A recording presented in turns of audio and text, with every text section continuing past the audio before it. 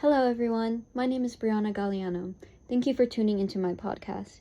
This episode, we're going to be discussing a frequently asked question that I've seen recently about my team's new media film, Oops. The question is, how do you integrate technology such as software, hardware, and programs used in this project?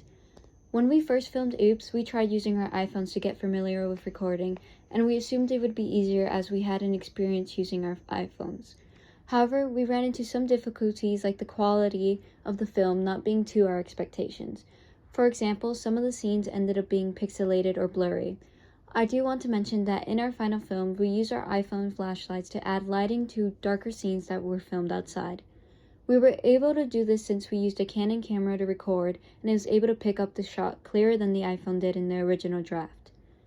In the end, the Canon camera we used provided higher quality footage than the iPhone, since scenes were not blurry and they looked more professionally taken.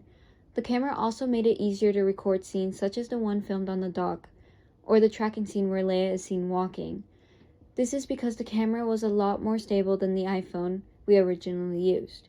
When it came to editing, my team used CapCut in order to combine shots smoothly and add the audio since we had to record the audio separately to ensure the dialogue was clear.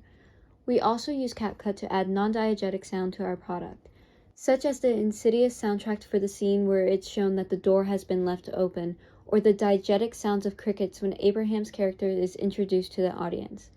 Lastly, CapCut made it easy to add our text to the film, such as produced by Student Films and directed by Abraham Castillo.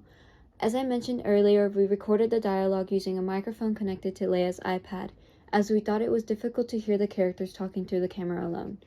However, the audio recordings when added to the film did not look in sync with the scenes, and we decided our best option was to stick to the audio picked up by the camera, since it picked up the dialogue surprisingly well. As we come to the end of today's episode, I hope you've gained valuable insight into the challenges and solutions we've encountered while creating Oops. Integrating various technologies like smartphones, cameras, and editing softwares was both a learning curve and a creative journey for us. Thanks for joining me in exploring how technology was used in the filmmaking of Oops. Remember, every problem is a chance to learn and make improvements. Stay tuned for more insights and tips in the next episodes. Until then, stay creative.